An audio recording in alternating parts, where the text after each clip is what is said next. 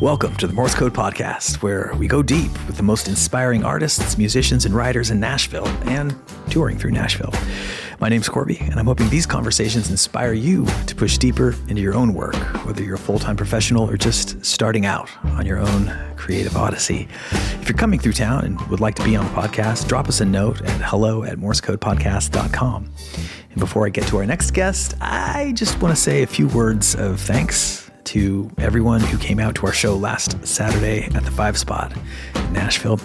We got two fantastic performances from my friends Abby Jane and Carl Anderson. I played a full band set with my guys, and we sneak screened a world premiere music video directed by Mila Villaplana and starring Mason McCarty and Emma Namovska.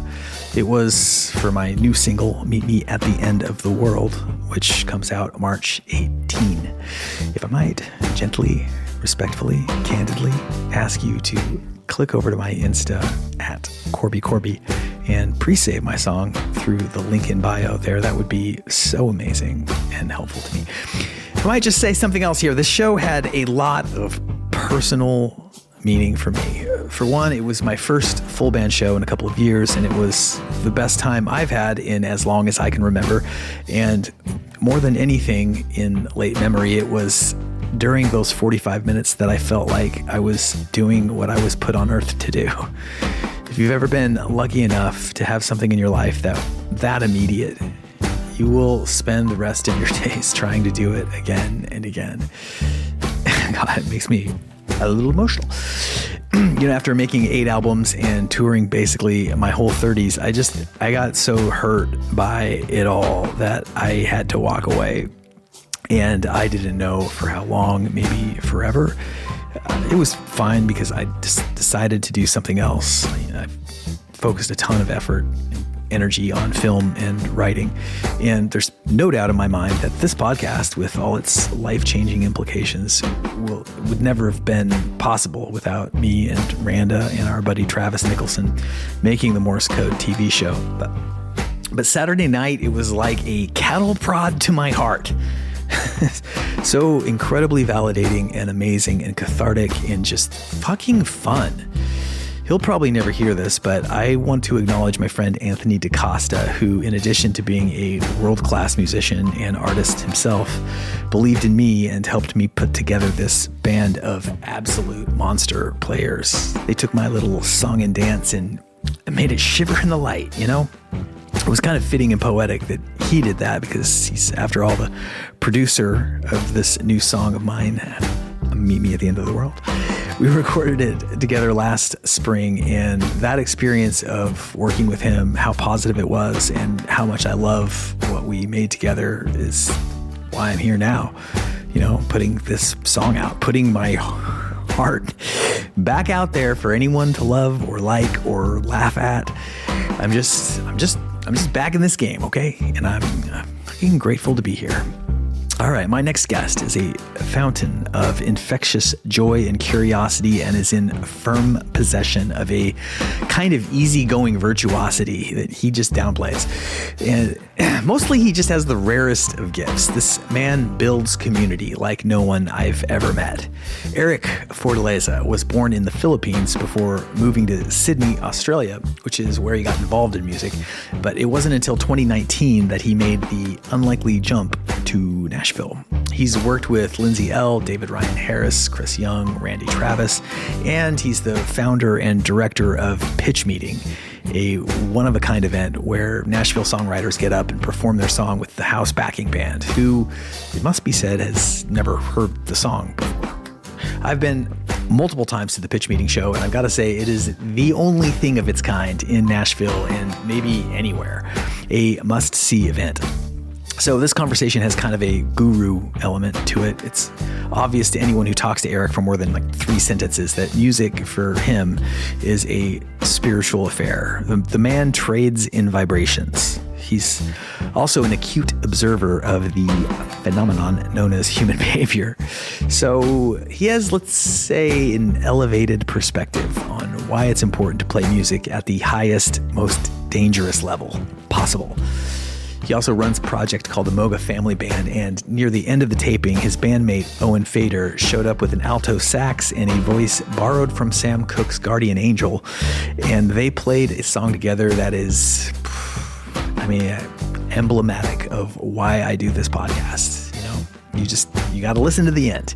Watch it if you can on the YouTube, and you can because it's there. If you get something out of the Morse Code podcast, please follow us on Spotify or Apple and subscribe on YouTube.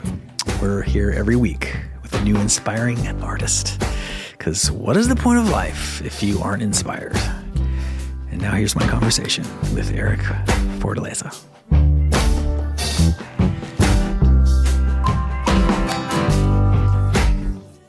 Eric Fortaleza. Dude, thank you so much for making some time for us. Thank you for inviting me. I've been looking forward to this conversation ever since I met you. I want to say like 2 years ago, probably. Yeah, that's about right. When 2 years ago. Yeah. Pitch Meeting started, was like running strong. I feel like it hit strong and has been running strong since. But I just am so impressed with a number of things. I mean, the musicianship first and foremost, the fearlessness on stage of just like grabbing the reins and being like, this is what we're going to do, go, jump, butt, and just like running the circus. And then also you have this amazing ability to make people just feel instantly comfortable, which you did right when you walked in like 5 minutes ago. Okay. So hopefully that's resonating somewhat. Thanks. And hopefully we can also like try to keep this focused on you as much as possible. I know that's not your favorite thing in the world, but it is my favorite thing in the world. And I thought that maybe we could track a little bit of your story, which is unusual. And this is, I'm going to tell you what I know, and then you can kind of correct me, and we'll go forth from there. But you moved here in 2019. 2019, July. From Sydney. Sydney, Australia. Okay, first question. That is as big a move as one can make. Oh, yeah. Like literally on the other side of the planet, Oh, yeah. You moved. And two questions are, what prompted it? And then what made you feel like that was the right time, or that you weren't crazy for doing this? I'm crazy for doing anything first. Okay. First off. Noted. Let me write that down. What prompted it? Something about the U.S. I mean, I grew up in Australia. I was born in the Philippines, Okay. But I grew up in Sydney, Australia. That's kind of where I feel home is. That's where I learned. That's where I fell in love. That's where I fell out. That's where I got heartbroken. That's where I learned how to be an adult. Oh, what are taxes? Whatever. I think those are my formative years in Australia. And for at least pursuing music, I mean the U.S., the United States, America, or American culture, music, jazz, blues, everything. Every time I go back or listen to what is the thing that resonates with me the most, I go back here. And I'm such a big fan of when I first heard John Mayer, I was like, oh, who does John Mayer listen to? Albert King, B.B. King, Freddie King, Eric Clapton, Stevie Ray Vaughan. I was like, oh, what did they play? Mm-hmm. And I kind of go backwards, and I always wanted to move here because this is where I felt that originated. Okay, now I want to go back a little bit farther. Sure. You were born in the Philippines. Yes. And did you have a dream at a young age to be part of music? When I was in the Philippines, no. As a little kid? Or when did that dream kind of start bubbling? Well, it's tricky because my mom is so important with that, because she would just put on, because of her, as a young kid, other than watching cartoons and playing video games, she would just put on the Beatles.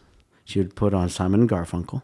She would put on, so I would hear this folk blues pop thing, but out of nowhere she would just put on like big band jazz stuff, and I'm like, well, what is this? Yeah. Like as a young kid, so I hear this stuff, but there was no pursuit, because as a young kid, I was blessed enough to just not have to think about how to take care of myself. It was more like, what do I like? Yeah. Filipino culture is very music based. There's a lot of great singers. Yes. It's always about karaoke and singing. That's right. So it kind of, that gets formed in you because everyone's singing and everyone's outdoing each other in karaoke, whatever it is. But I never really thought about it until I got to grow up in Australia.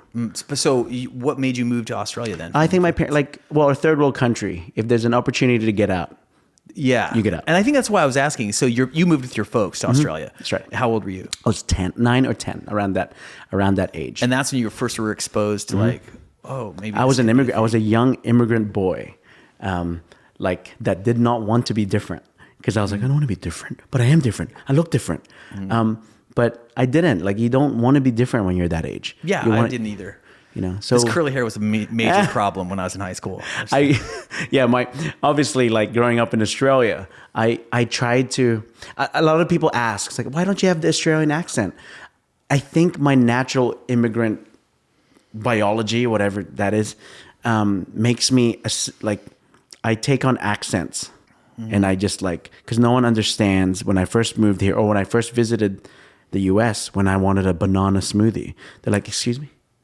And I'm like, oh, banana.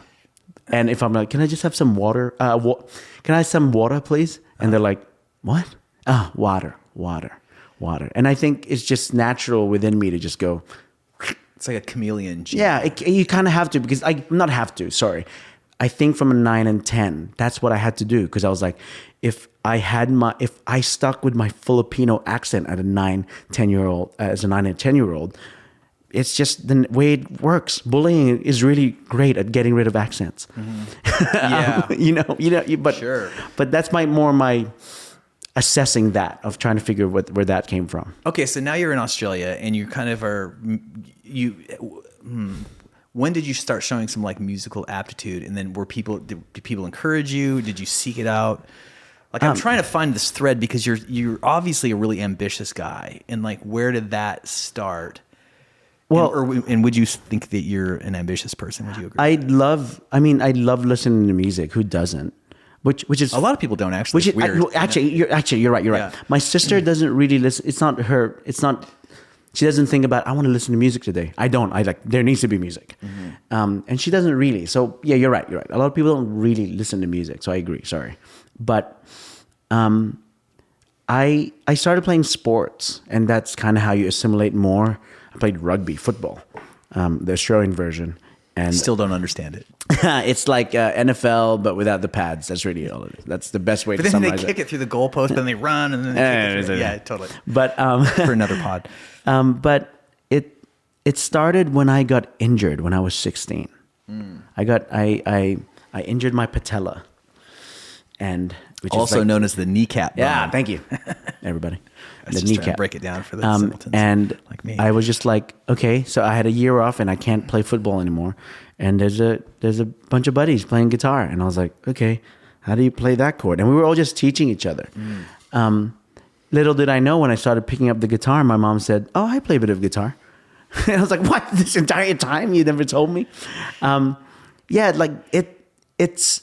I love that I listened to that music. I love that mom would put on that music from when I was a kid, because it comes from somewhere. It can't just come from nowhere. Yeah. I love that I heard something happened, because though I do play bass, something happened from the songs that she would play, because it made me love songs more than, well, whatever, like instrumental musicality. Like virtuosity. Sometimes they're the same, and sometimes it's one. But I love songs because of my mom, because I heard Paul Simon. I loved songs because of John Lennon and Paul McCartney. You know, like the songs mattered more than the playing. So I think that just got ingrained in me. But I just started playing when I was 16. I started playing acoustic guitar with my friends, and then there was 5 of us all playing acoustic. And then we're like, hold on, we can't all play acoustic. So just so happened in this group of 5, the first guy that played guitar, that all started teaching all of us, we were all playing. One guy sings better than all of us. He's not if you hear this, he's not a great singer, but he sings better than all of us. Maybe he's better now, but this is when we were like 16, 15. But, and then, my friend's dad had an eBay addiction. So every week, every now and then, he would be like, oh, my dad just bought a barbell set. And my mom's really upset. And out of nowhere, my dad just bought this and that. And one week, while we're all playing acoustic guitar, oh, my dad just bought a drum kit. And then I was like, well, I guess that leaves bass. I'll go play bass. I worked at a steakhouse, and I saved enough money. I worked 8 months, getting paid like $6 an hour or something like that. I worked for 8 months, saved all my money, got a Fender Rumble, and a Music Man, a Chinese copy Music Man, a cheaper bass, and then I quit. And then I was like, all right. I remember it because you quit. I quit you quit the store. I quit the restaurant. I quit the restaurant. And I remember that moment. Pro. Yeah, our first gig was Valentine's Day at high school. And I was like, here we go. Play some Teddy Geiger, John Mayer, whatever it was. I can relate to so much of this story in just many ways of like being exposed to songs first and having that be like sort of the ground of your musical adventure and appreciation is like around songs and as opposed to virtuosity. And then just the being with friends and teaching each other how to play. That's exactly how I learned how to play music. It's just like the joy of doing it along the way. And there's like a little competition, but it's also like something you can do together. And you can like, I loved too the incredible empowerment that came with like hearing a song from a band that I liked. Like I was really into The Cure when I was younger. Oh wow, yeah. In high school and stuff. And when you like the moment that you learned how to play it and then you could play it, it was like it became yours. Those early experiences of that like were just lit me on fire. Yeah. It was like a way of making like you could step into art. You actually could do it. You know what I mean? Like it didn't occur to me before that. That's the closest you could ever be. So it's interesting that you say that because I think whatever it might be that I figured out in my young life, because I remembered around this time, it was like YouTube was just popping up. And then you're like, you can watch lessons, you can buy DVDs. Mm. I know a lot of like guitarists would then watch guitar lesson videos. And drummers would watch drum DVDs, etc. And I guess the bass player route is watch a bass player teaching bass stuff. But I did do that in the beginning, but I quickly pivoted because there's something that you said to that, like how when you play, you're part of the art. But then I realized something at 16 or 17, when I started playing bass, I realized, I was like, why am I listening to bass players? I'm never going to play with them. Like the likelihood of me playing with Pino Palladino is lower than playing with John Mayer. I mean, sure. Ironically, yeah. But you know what I mean? Yeah, like, yes, maybe not, but still, like playing bass, I was like, I should buy drum DVDs because I will play with drummers. I should watch guitar lessons, watching Marty Schwartz on YouTube and just like, oh, that's how you. I was trying to listen to other musicians more during that young YouTube era because I was like, oh, those are the guys I'll play with, not other bass players. Mm-hmm. Why would I, if I just know what bass players want, that doesn't make sense. Mm-hmm. I think I need to listen to what horn players want, what drummers like, what guitarists like, and then I'll be able to be part of the art. Because then when I would play a cover, when I would play, like you said, you're getting into the art. That's the closest you'll feel to that art form by playing together or you're learning that song. I realized that I'm like, well, I'm not playing what I would do because I'd learn how to like, oh, you can scoop the bass and you can scoop the EQ of the bass. I'm like in the song, you're in the track now. I'm in the track. I did that with old covers of John Mayer songs. I would just scoop that bass out and then I'll play a cover on YouTube. And then it's like people sounds like, man, how'd you do that? The mix sounds so good because I'm like, I just scooped out the bass and it sounds like I'm the one playing it. Yeah. But then I realized I'm not playing with Pino anymore. I'm playing with Steve Jordan. Mm-hmm. I'm playing with Mayer himself.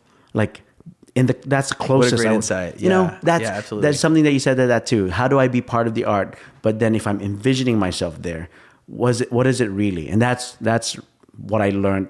That helped me learn how to be like, oh, I don't need to please other bass players. I'm never playing with them. Mm-hmm.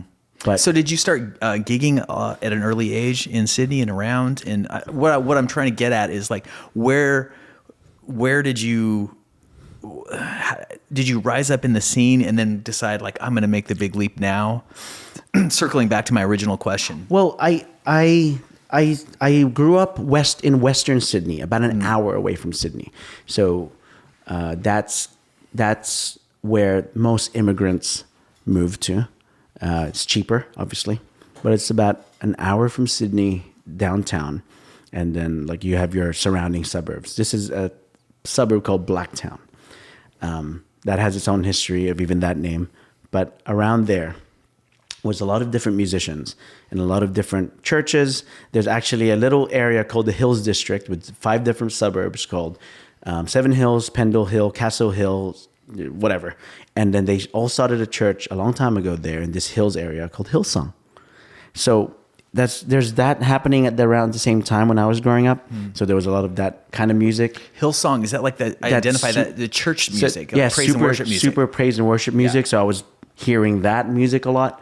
And but around this time when I was still in high school, I would like, all right, guys, we got a gig, but we're also 16, 17.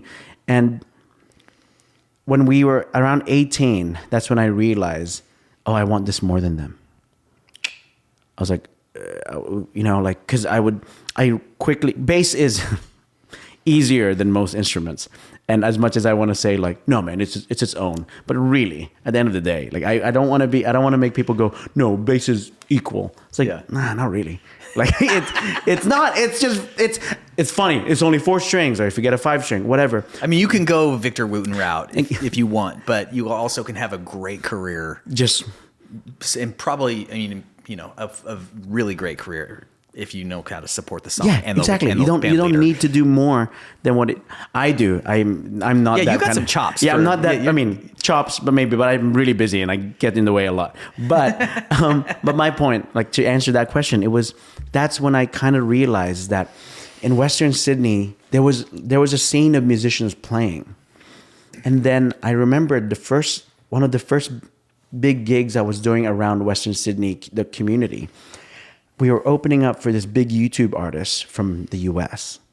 And the booking agent was like, guys, like a lot of this is good exposure. And we got paid nothing or close to nothing. Yet they were charging $150 for $300 for meet and greets for the big artists. And we're like, but we're the opening act. And we started the show and we're not getting paid anything. And then I started realizing that scene didn't go anywhere because they kept getting, like, who made a lot of money were the booking agents. But the young musicians didn't. But they were doing it part-time. They were taking advantage of young part-time musicians that did not know what it took to do music full-time. And when I do this separate thing, there's Western Sydney an hour away, where there's a lot of people that have other full-time jobs outside of music, but they play music, so they tap into that. And then in Sydney, downtown, that's where people are playing music full-time.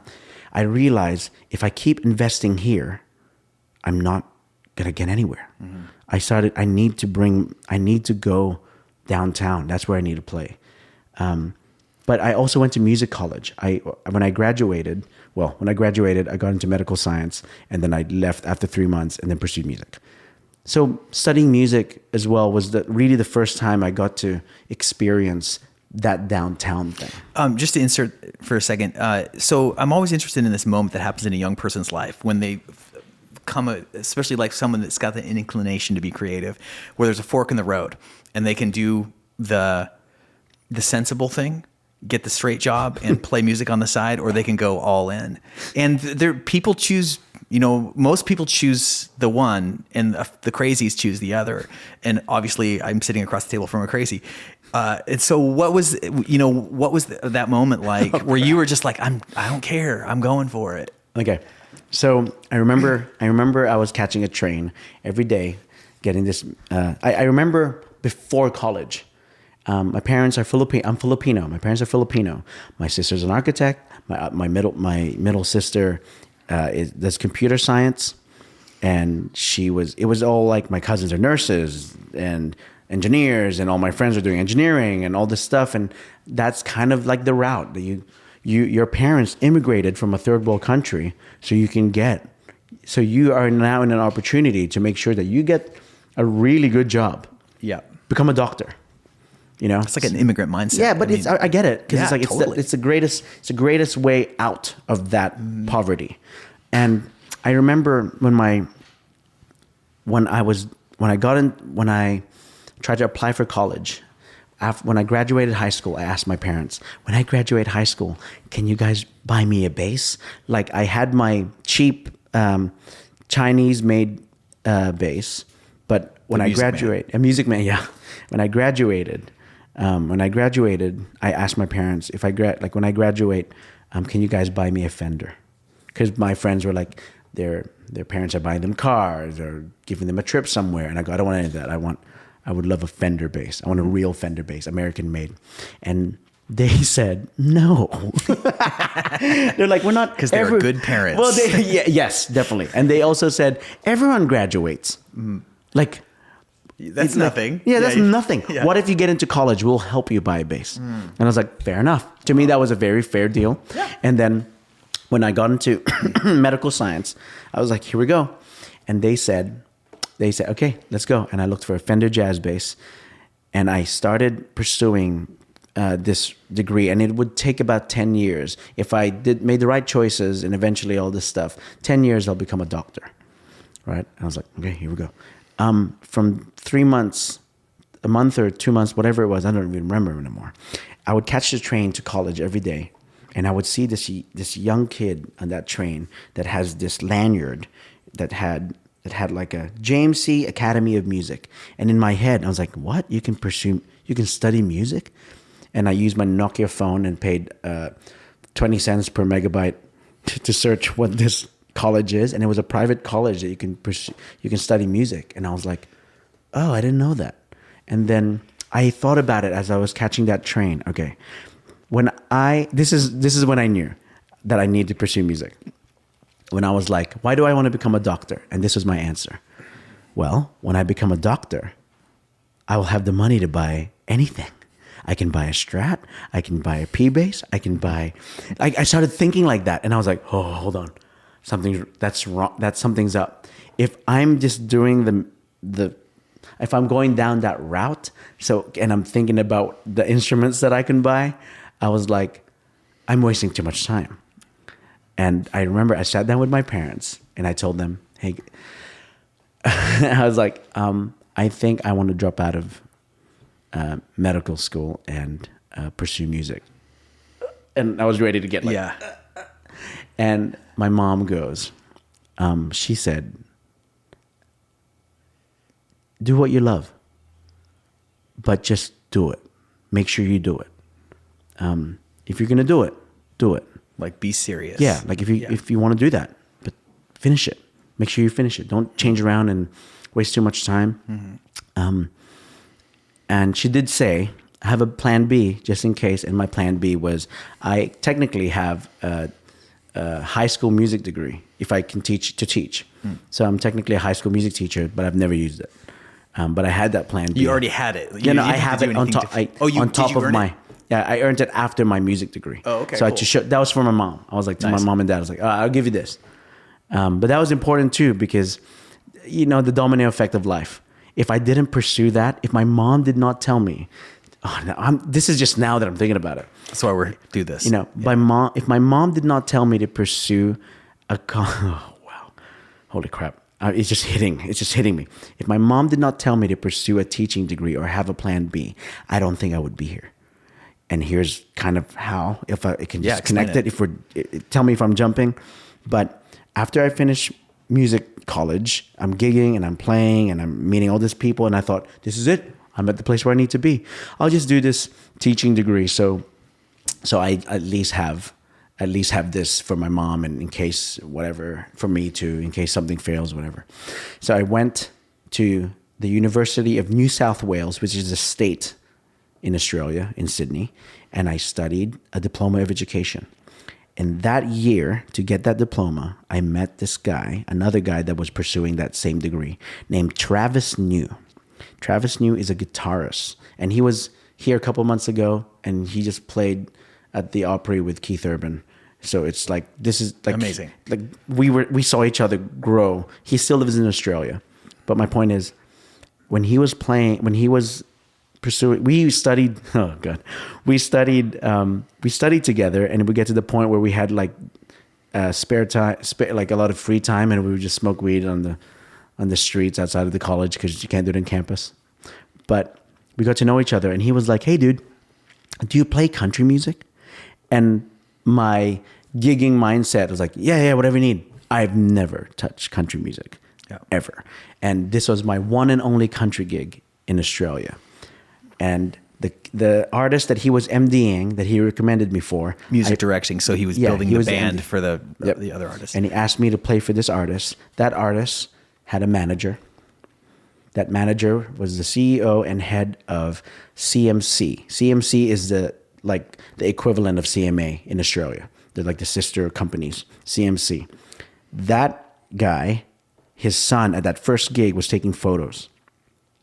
10 years later, that photographer at that first gig that I did in 2011 is now the CEO or president of CMC. 2019, January, I get an email. This is my one and only country gig in Australia. I was doing soul music, R&B, whatever it might be. Like, that's more the lane that I live in. Soul, R&B, rock, blues. But my one and only country gig, I get an email in January of 2019 saying, "Hey, Eric, my name is this. I work for Red Light Management. I have an artist playing at CMC Festival in Australia. Your name got recommended by Jeremy Dillon." That's the photographer, that's now CEO. Yeah. Okay. And he's like, "Are you available to pursue to do this gig in March with an artist named Lindsay L?" And I was like, "Sure." And when I did that gig in March, I played for her, and she was like, "You're the best bass player I've ever played with. I wish I can teleport you to Nashville." A series of events allowed me this opportunity to get to that point in my life. Mm-hmm. When she asked me that, I was like, "Well, I'm ready. Yeah. If you really want me." 3 months later, that was March of 2019. I literally have chills. I love this. 3 months later, July of 2019, I moved to Nashville. I do that gig full time, straight on a tour bus. Our first gig was at the Opry, which I thought was the Ryman. And I go to the Ryman. I moved to Nashville. I was like, here we are. Isn't the Opry the Ryman? No, there's another Opry. But anyway. It used to be. Yeah. And 8 months of touring with her around the world, I was here. I was like, I made it. Yeah. And then COVID, March 2020, COVID happens. But that's what I'm saying. Like, if my mom, I just really thought about it. If my mom didn't push me to make sure I had a plan B, that plan B became plan A that led me here. Yeah. She's that artist that that musical director that recommended me to that one country gig, and that one country gig that I did in Australia recommended me nearly a decade later.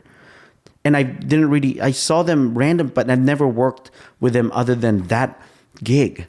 I think this is a great time to circle back to what we were talking about right before we actually went live, which was that that tension between being fully present in the moment and also kind of thinking about what's ahead.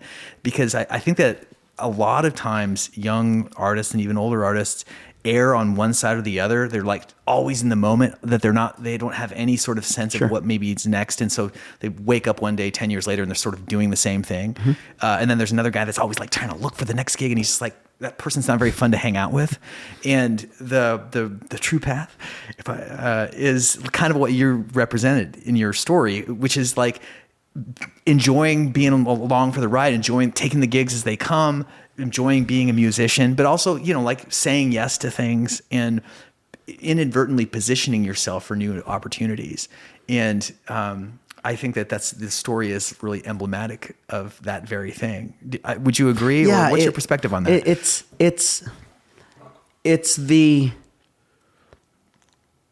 I think it will always be it's a combination of, I'm a big belief, or the word belief is very hard to just throw out there. But, and if I could define belief, it would be this: whether I like it or not, whether I push it away or whether I don't want to, it comes up. Like whatever the concept is, whatever it is that you say, oh, I don't really, if someone throws something at you, it's like, oh, did you know Pisces think like this? It's like, I don't know. I don't really like that concept, or whatever it is that someone throws at you of a concept, right? Okay. If someone throws me a concept or a concept that I'm thinking about, whether I like it or not, whether I believe it in or not, or whether if I push it away or don't follow that path, if it's happening, I can't, that's the truth. Mm-hmm. It's happening. a concept of that is the idea of the yin and yang, of your highest mountain is only ever as tall as your lowest point. So whether I like it or not, that has always come true. Whether I believe in that philosophy, whether I push myself to keep reading more into it, whether I push it away, every time those two meet and I live in those two moments, the best fucking things happen. Mm-hmm. It just brings out when I'm like, I'm going to pursue music, but I know I need to have a plan B.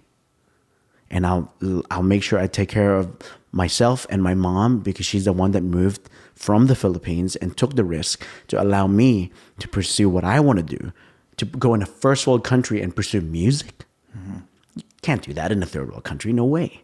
But when you do those two things, when you're chasing what you think you love, but then you allow and make sure that you know that this could all go away, so you better have something else, and you live in those two moments, it led here. Mm-hmm. It led to that moment. Beautiful. Okay, so you got here, the pandemic hits, the gig goes away. You're like, okay, right? And it worked out with your work visa and everything. Yeah. Obviously, we'll just leave that alone. And so when did the idea for pitch meeting come about? Which if you're out there and you're not aware of pitch meeting, you got to look it up. If you're in Nashville, if you're visiting in Nashville and you are lucky enough to be here on a night when pitch meeting is happening, you got to go to the show. It's unlike anything really that is happening anywhere in this town and probably any other town in America. There's my pitch for pitch meeting. Okay. Okay. So, I appreciate that. I appreciate that a lot. When I toured from July 2019 to March 2020, I never got to really experience Nashville. People say, "Oh, you live in Nashville? How's Nashville?" I'd be like, "I'm here once a week." I don't. You lived in a bunk. Yeah. And Nashville is where I wash my clothes, and that's it. And I lived in Hermitage, so I'm so close to the airport. So it's like I never really got to go experience east, west, downtown, whatever it might be. I tried, but even then, you don't really integrate unless you're there in some longer length, right? And when COVID happened, I was just like, do I go home? What do I do? I don't know. Like, if I go home, maybe I might get stuck. Who knows? We'll be back in 2 weeks. We'll be back in 2 months. That game was kind of getting tiring. And around October or August, the conception happened in August, and the first one was in October. I was just sitting down with some buddies from the Lindsay L crew, and I was like, I used to host a jam session in Australia called the Monday Jam. It is Sydney's best jam session, and by best, there's only 21 million people in Australia. Texas alone is 30, and Australia is about the same landmass as the United States. So I'm sure it was still awesome. Sure, but minimize. But it's the one of it's really the only one at that time. But fair. As much as I want to go, I'm really good at wording stuff that's like, yeah, it's the best jam session. It's part of the promotional requirements of this industry. But it's the only one. But the beautiful thing about that jam session, because it is the only one, or the main one that really kind of more people knew about, I met some of my heroes there. I met David Ryan Harris there, who plays with Mayer. I met some of Justin Timberlake's band there. I met some of Jill Scott's band members there. So this would be a place when cats were coming through town, they'd swing, if they had the Monday off, they'd come by. Oh, awesome. So it kind of helped me. That's where I met Korby Wrong and Petar Yanich on drums. So they would just come by anytime they're on the road or on the tour. So I got to meet a lot of people outside of my bubble. And I had this skill set of hosting a night. And I knew how to host some kind of event where there's music and there's a house band. But that was more like a jam. So people make stuff up, or you do Superstition, or a different version of Superstition this time, or Superstition in a different key, or Superstition but slow, but whatever. But my point is, it's covers. It's a lot of covers, and it's you just make up stuff, which is awesome. And I kind of miss that, and that's kind of where I find the best musicians, because that was my mentality. That's when Lindsay L, the artist that hired me in Australia, that moved me here, felt. That's what she felt, because the musicians she felt were musicians that were always living at the edge musically. What I mean by that is, anytime I see a band or a musician at a show that it's their show and they're good, that's awesome. But in my head, I'm like, well, you're supposed to be. That's your gig. Like, you better be good. You had all the time to rehearse. Right. Like, but to me, where I like finding musicians is when they don't know what's next. So there's something to that, right? If it's a jam session, you just get up, you don't know what's happening, and you see where the musician goes when there's no platform, what they do. To me, those are where you find the best musicians. It is a tightrope walk without a net. Yeah. Especially if there's a paying crowd there. Yeah, exactly. And that's magical to me. Absolutely. Because, anyway. It's the crucible, man. Yeah. It's like, that's where music is. Like, here is repetition, and here is safety, which is fine, which is always great. But music is, at least for me, music is here when I don't know anymore. But my point, going back to... Which is a crazy thing for a bass player to say, because I think of all the instruments where you can kind of like...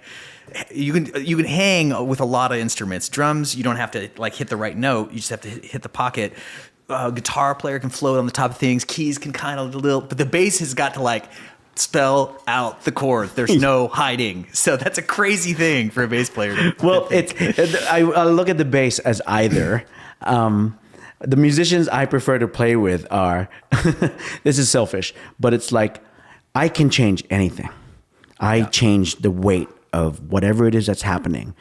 And either the musician can fight me, and then it becomes an issue, or they just like, I have no choice but to lean into what I'm doing. My favorite musicians are the ones that go, follow me, here we go. But going back to at least the idea of pitch meeting, I had this skill set of running a jam. And mid-COVID, I'm just sitting down, maybe high as balls, because there's nothing else to do, maybe. And I'm sitting down. The whole nation was high as balls. I think it's fine. I'm sitting down next to my buddy Andrew Stone, and I was asking him a question. Andrew Stone was a tour manager of Lindsay L. He now is a songwriter in town, and I was just telling him about like, hey man, is there a night in Nashville where there's a house band, right? There's a house band, they play, but when people get up, it's not a jam. It's like they play their original music. And he's like, there's the Opry.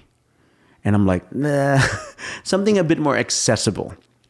Something that someone that just moved here can come into. And they just come and they play their original music. And he's like, what do you mean? Like, do they send songs beforehand? And I'm like, no, I don't have time to do that. Like, what do you mean? Like, they just get up, like a jam session. Imagine a jam, people just get up. All right, you and sax get up, or you and whatever get up. But instead of musicians, it's songwriters. They get up, and there's a house band playing their songs on the spot. And they're like, and he was like, not really. Then I asked around. I did a bit of research, and I went around during October when Nashville was kind of open. And I'm just looking around, asking around if they've heard of this idea, and then nothing. Mm-hmm. And I'm like, a month later, a couple of weeks later, I started it. I was just like, well, there's nothing happening at the moment. We're not on the road. I'll just use this band that I'm playing with, Lindsay's band at that time. We had nothing on. Let's just do this thing. And we started it at a little venue called Belcourt Taps. Yeah, and which is the tiniest possible venue that you can ever imagine. It's half the size of this room. Yeah, exactly. And now, which is funny now because now it's a dumpling house. They sell dumplings there now. But they've sold so many things in that room since I've lived here. But that's where I started. I know that a lot of the times, this came from a quick side story. I had a lot of friends when I was growing up that would tell me great business ideas. I had a great friend that cooked hot chicken, like really good hot chicken. More wings, like Buffalo Wild Wings or Hooters. And he was like, oh man, one day I want to get a food truck and I can sell all this stuff and people, blah, blah, blah, blah, blah. And he had a full-time job, some corporate thing or government thing. And I'm like, why don't you?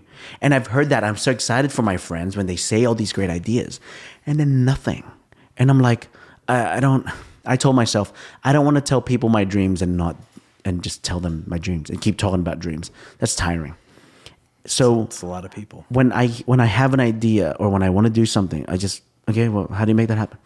So when I thought of this idea, I was like, cool, well, I have the band. I checked around some different venues. I have this idea. Like, hey, can I do this thing? You don't have to pay me, it's fine. I just want to do this idea.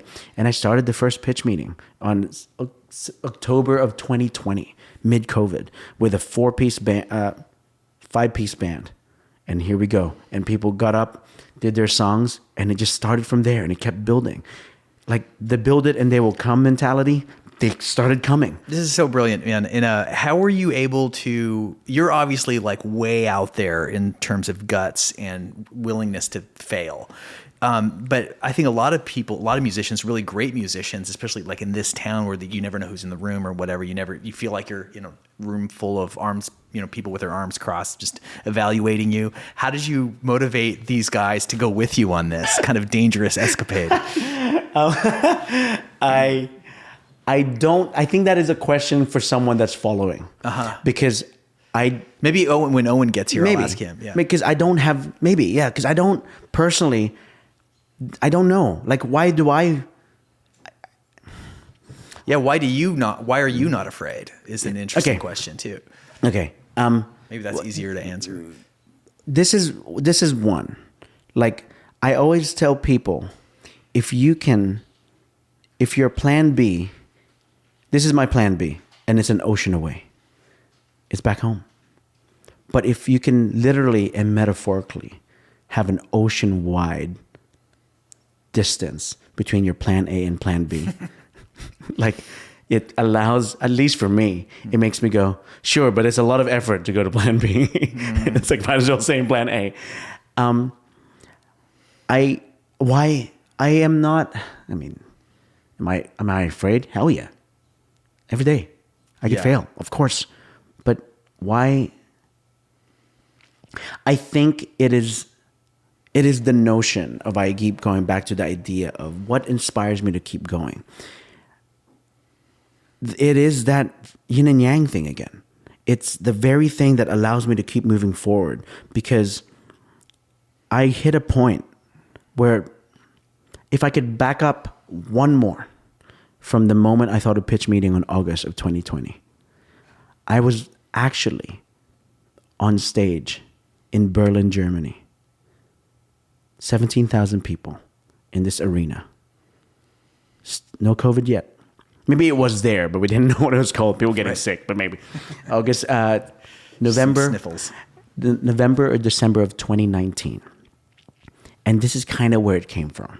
Like, really, like, if the spirit came from here, then the idea started in August of 2020, but the spirit that led to that idea started in December of 2019. I'm playing in Berlin, Germany, 17,000 people with Lindsay L. Yep, we get it, Eric. It was a big gig. But it's this idea of just like, I'm setting the mood because it's such a weird thing to be at. And when I'm there, I had this existential crisis that I hit, and I was talking to myself.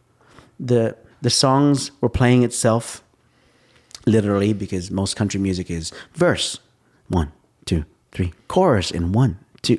It's playing itself. You don't really need to think as hard. Mm-hmm.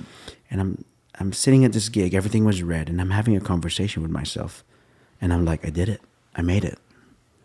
This is 6 months. By every measure, this is making it. Yeah, this is making it. And I was having a conversation with my Eric before moving to the US. I'm like, I was playing weddings and playing for artists there and just doing all this stuff. And I was like, but 6 months later, you made it.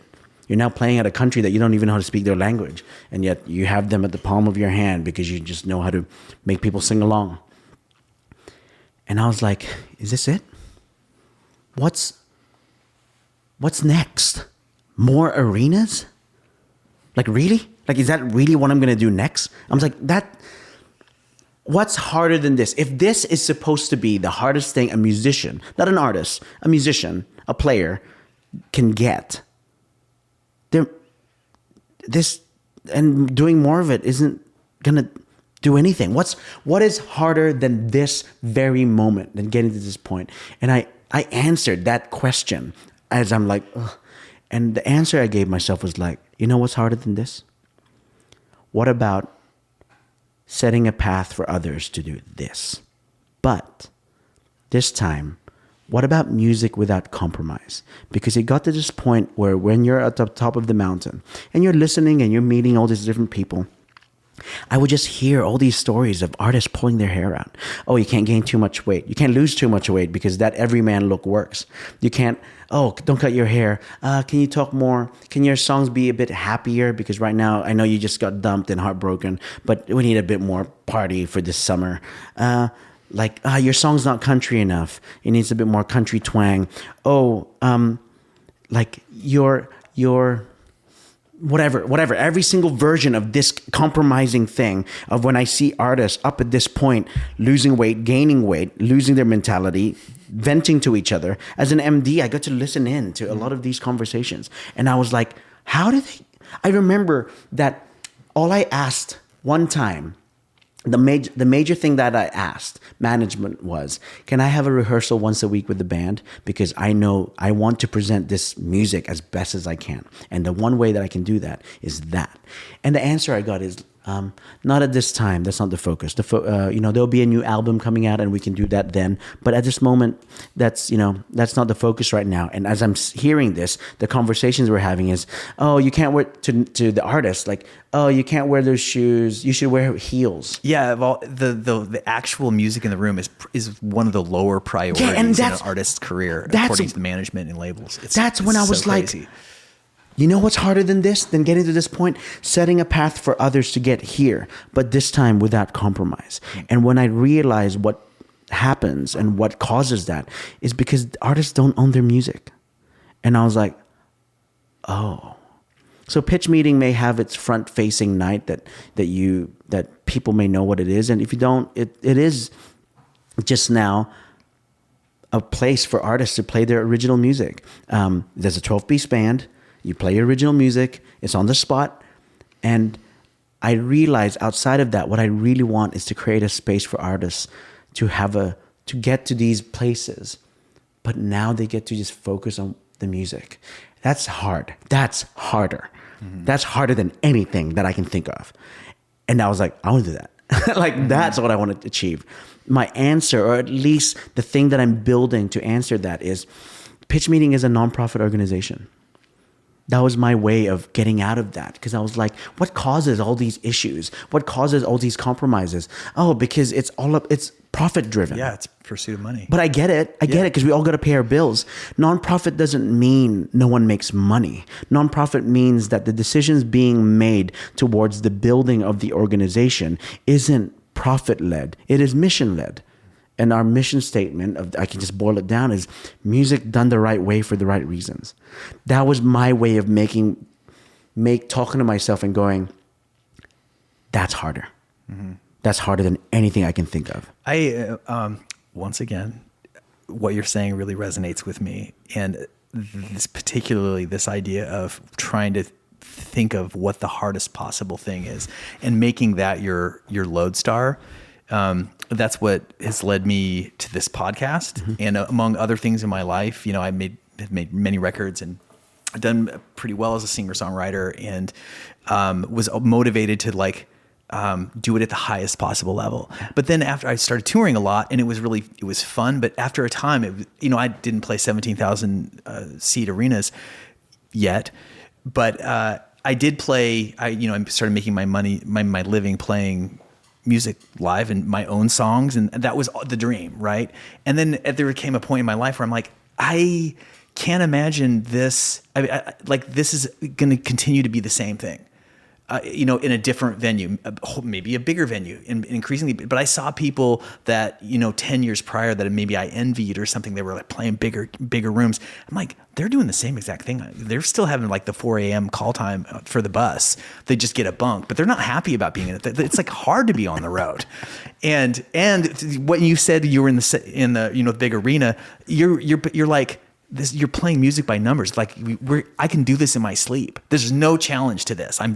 It's hard not to go through the motions of it.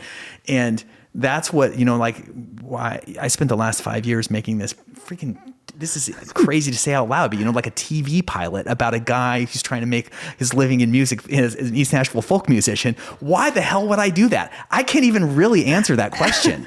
It's just that but it was a combination of a circumstance where I actually, you said you learned how to play guitar out of an injury, right?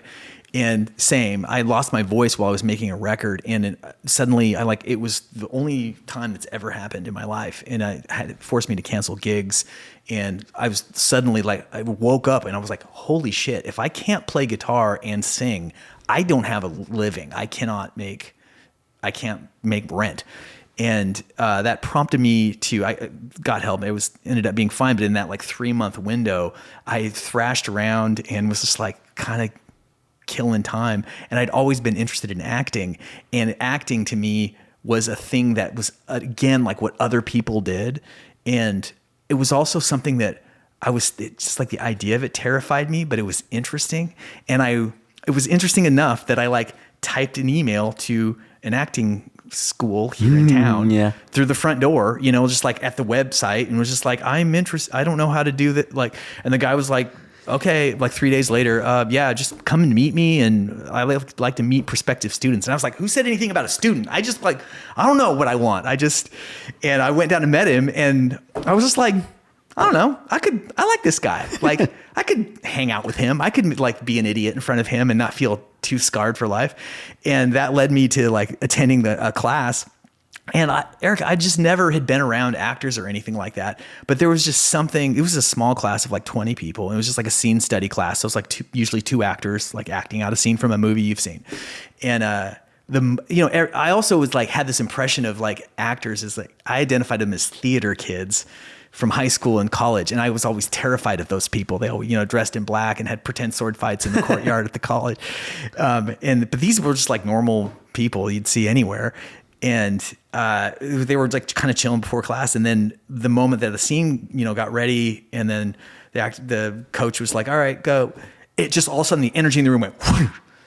It was so magical. It was instantly there was something so powerful and transfixing about this idea of when everybody agrees to play pretend together. it is a place apart, a space apart. It felt it was akin to church in a way to me. And so I was attracted to that. I'm sorry, I'm I'll go through this fast enough. And I was attracted enough, so I was I kind of want to try it. And the idea of stepping into that world was so terrifying. And I'm obviously I have to. Because it's all of my stuff in life has been led by terror in a way. You know what I mean? I could never, but maybe I could do a little bit. And then you get a little bit, something works, or, you get a little encouragement, or the cute girl looks at you, or whatever it is. You're oh, maybe I can't. And then as soon as it gets kind of boring, you're well, what else is out there? And then it's I've always been led by that. Anyway, so I did a scene, and I was as afraid as I've ever been in my adult life, right? And so anyway, long story short, it kind of worked out, and I got in management, and I started getting gigs. I book. It's part of my income now. I never would have thought that. I never would have.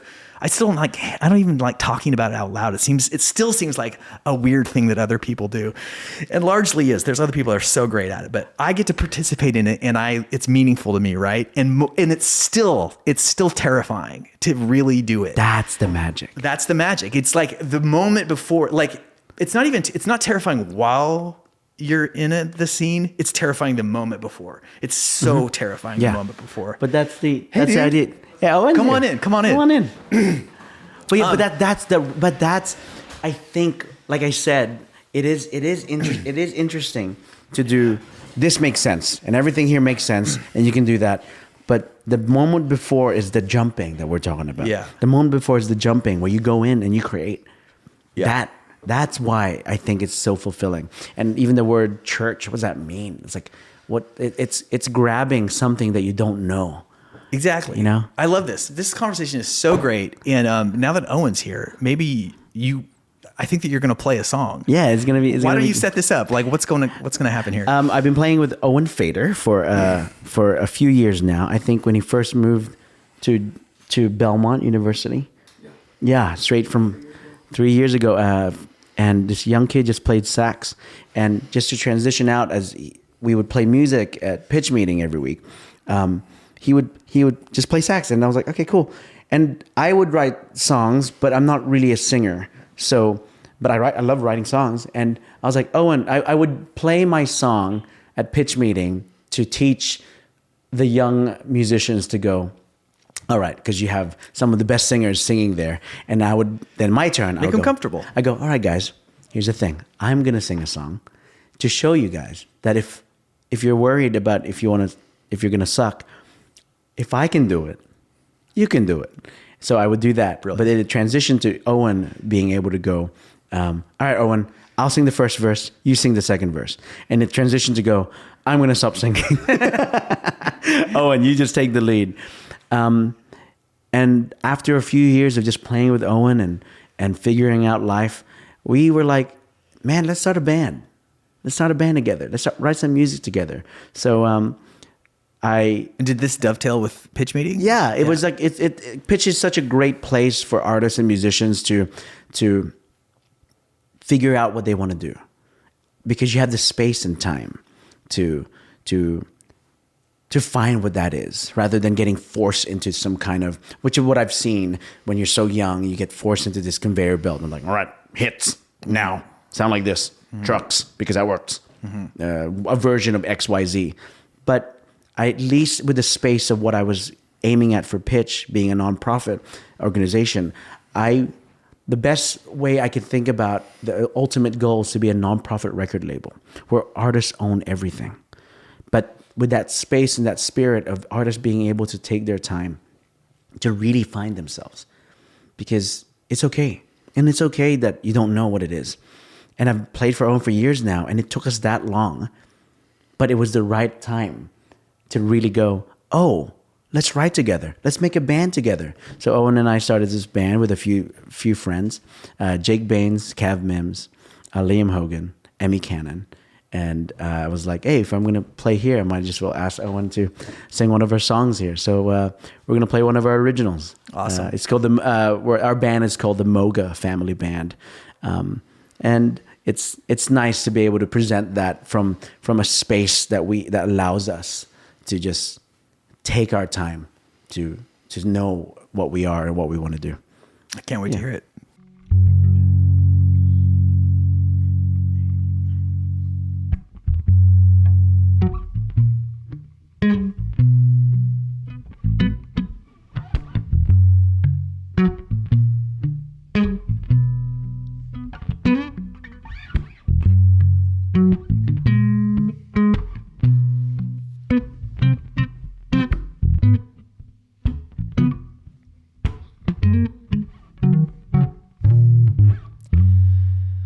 I've weighed out all the options. There's no more cards to play. It's like swimming with no water and flying with no wings. I'm pushed against a corner where I know I shouldn't stay, but I'm lost with no direction, with one sign I know leads the way. Yeah, it's what you do when you can't. It's how you hold yourself when you don't understand. It's the door that you walk through that makes you the man. It's what you do when you can't. I've learned a little lesson. I've found out who I am, baby. When all the doors are locked, I can still feel the key in my hand. It's what you do when you can't. It's how you hold yourself when you don't understand. It's the door that you walk through that makes you the man. It's what you do when you can't.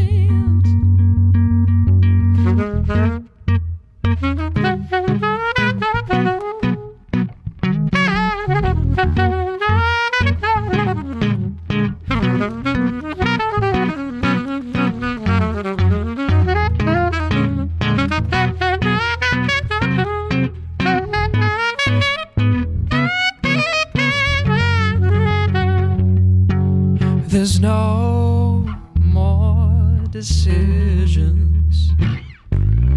What will you choose when you have nothing to gain and everything to lose? Oh, it's what you do when you can't. It's how you hold yourself when you don't understand. It's the door that you walk through that makes you the man. It's what you do when you can't yet.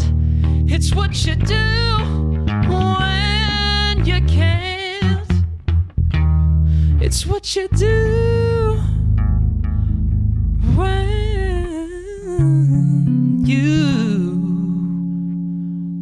when you can't.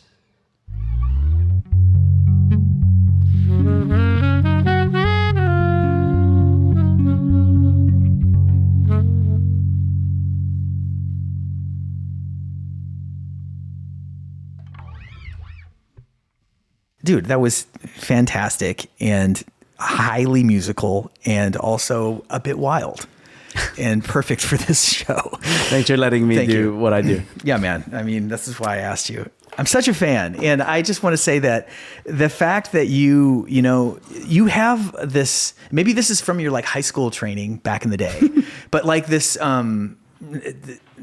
teacher attitude isn't this, teacher spirit isn't quite what I want to say, but something that like wants to impart and encourage, an encourager. You're a born encourager. And like not everybody would be like a competitive, high achieving musician in Nashville would be willing to just sit up in front of a bunch of kids and like do what they're, they know this isn't their thing that they're best at in order to make them feel at ease and comfortable. This is such a kindly shepherding spirit.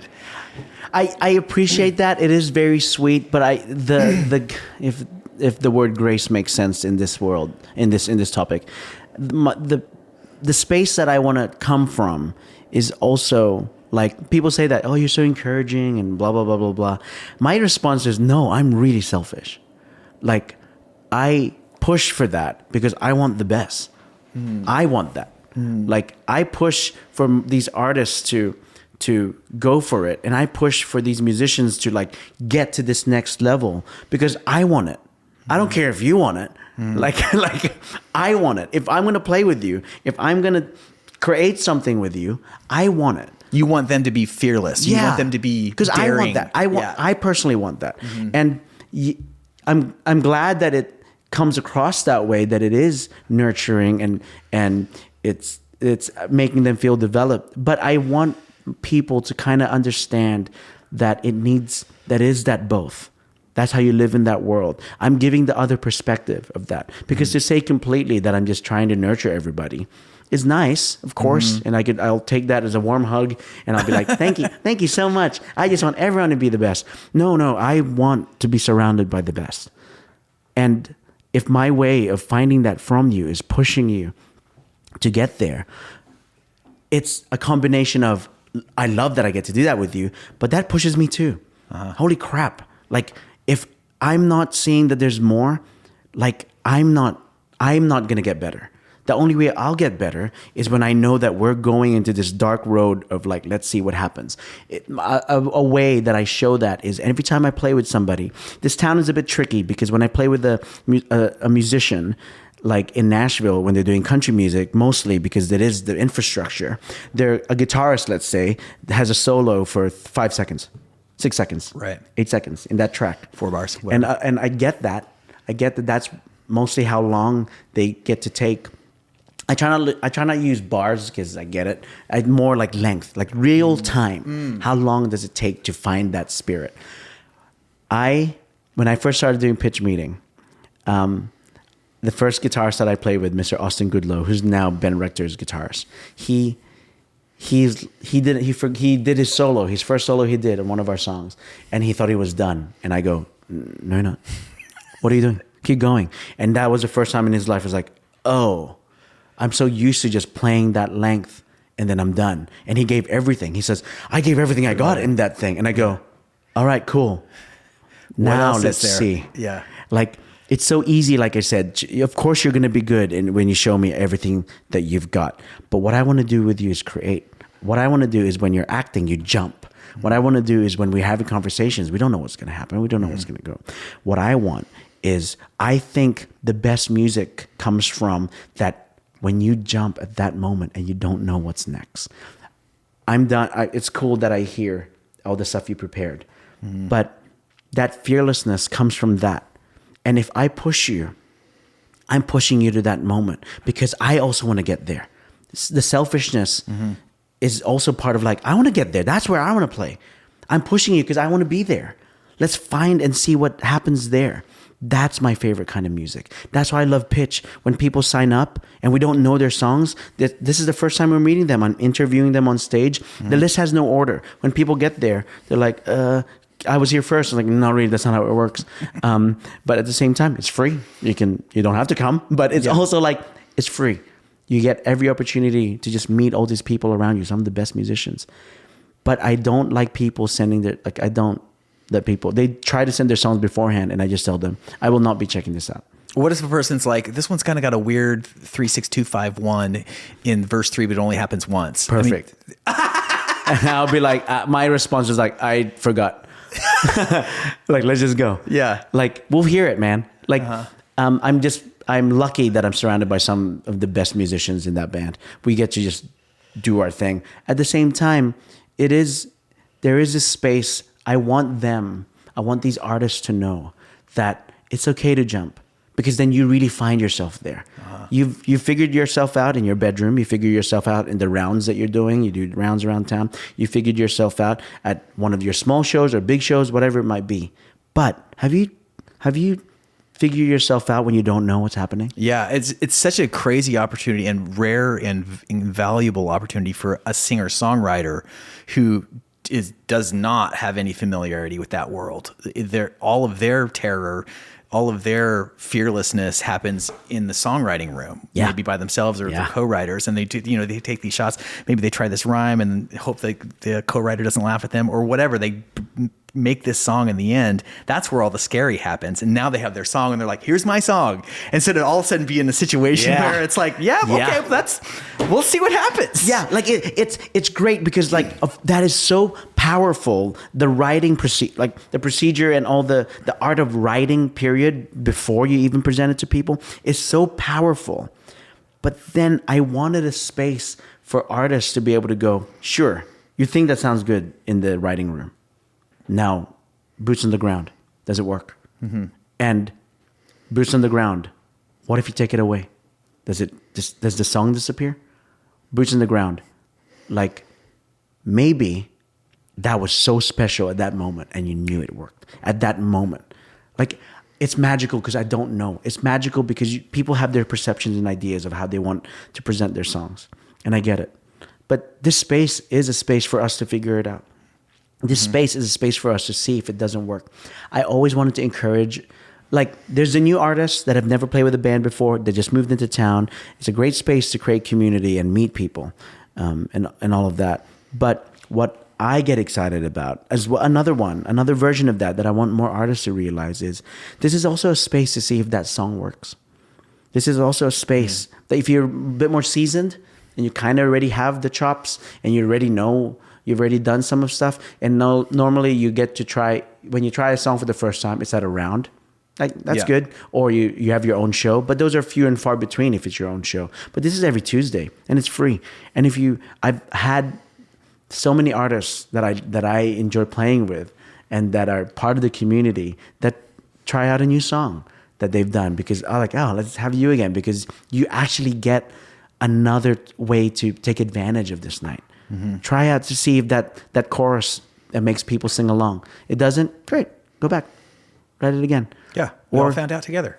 Yeah. And that's, no harm, no foul. Yeah. I feel like that's going to be the byline of this podcast episode is like Eric Fortaleza, no harm, no foul. Like you were just like, take a chance on anything. Whatever happens, it's like tomorrow's a new day. It's such a healthy and wonderful way and to go forward in creativity. And it's been really inspiring to talk to you. I feel like we could talk for another hour. I know. What I'm excited about this is like you're asking me all this stuff, and then as you're telling me your story, I'm like, hold on. I need to dissect all of that and be like, how did you do this? We'll talk off mic. Yeah, I'll catch you up. That's what I'm excited about. You are always welcome and to this event that we do and the community around. And I know you've highlighted a lot of people to share their stories and be able to take their time. That's kind of the spirit of what we do at Pitch. Anytime someone does their thing, sing, play, solo, I always tell them to take their time. That if you ever visit wherever we will be, and what our Wi-Fi password is, take your time. Thank you for letting me take my time. I can't wait to hear a version of yours and or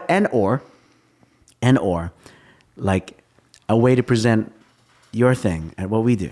You know, count me in. I'm coming. And you're firing this thing back up February 25th, which 25. Is next 25, which is next Tuesday. But every Tuesday live at the Analog. Every Tuesday thereafter at the Analog in Nashville on West End. It's a beautiful room. Everybody knows the Analog, and it's free too. And we're for the first time this year. We've been trying it out for about a year, but we're also live streaming. We're streaming that thing live. Multicams. Very cool. If you can't make it, watch it on the live stream. But get there. Get there and get your physical body in that room. It's a good time. It's free. Yeah. I can't wait. I'm going to see you on the floor soon. Thank you, sir. Cheers. Thanks for having me. Yeah, man. The Morse Code Podcast is produced by Korby Lenker and Jared Hammond in East Nashville, Tennessee. Our executive producer is Randa Newman. You can find full videos for this and all previous episodes at morsecodepodcast.com.